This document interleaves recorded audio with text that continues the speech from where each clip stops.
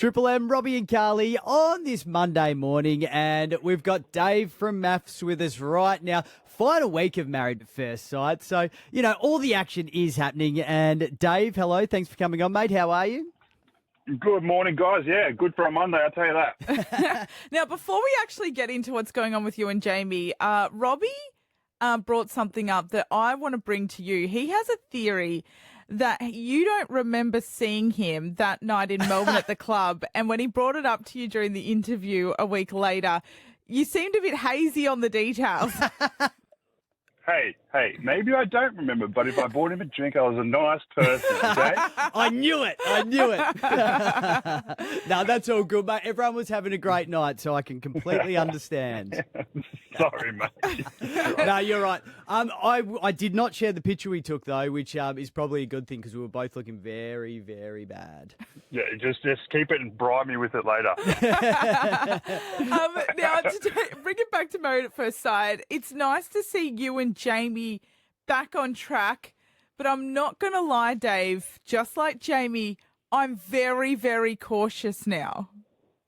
Yeah, I mean, I think that's fair enough. I think that, you know, I said it last night. I'm aware that I've hurt Jamie, and I have to prove myself. So, I mean, you're smart. Like, I would be cautious too if the roles were reversed. So, you know, I'm stepping up my game and I'm doing everything I can.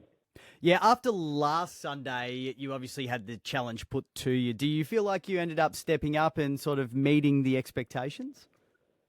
Oh yeah, me and Jamie went to bottomless brunches. We had nice dates. We, you know, obviously with the flowers and the gifts, and I made more physical touch and made more of an effort in that sense.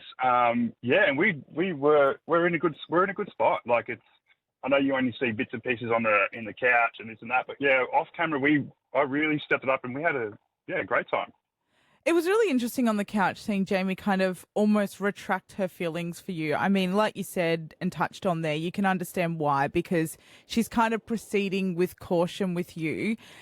How did this make you feel? Like, because it could go the other way. It could make some people go, all right, I'm going to throw my hands up and go, fine, if you're not feeling it, then I'm not.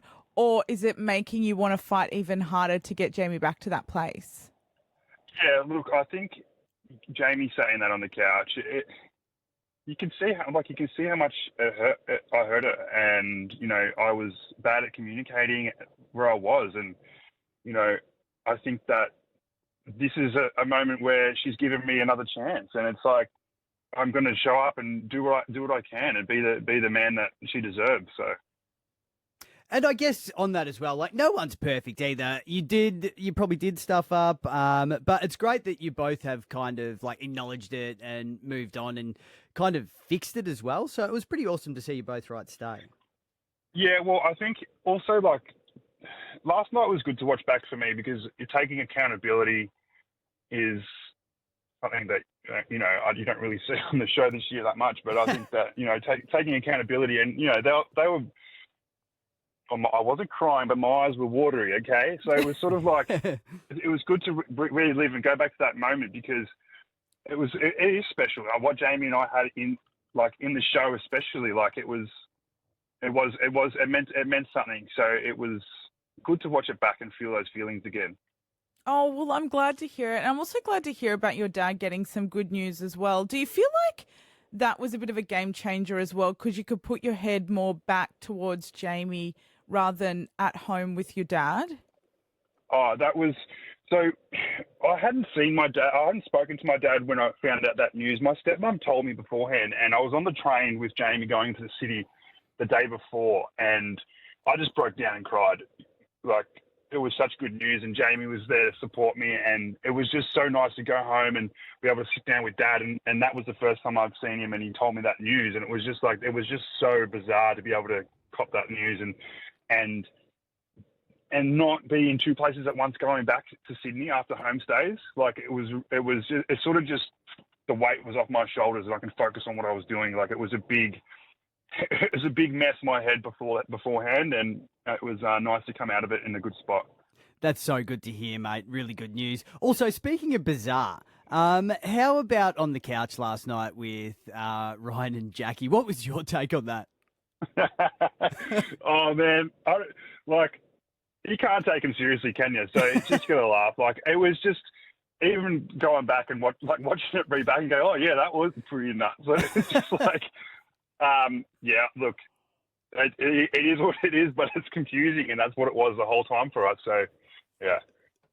It's really interesting because there's headlines going around that a lot of contestants are upset that they sent Jamie overseas to New Zealand to do this press tour and promote MAFS.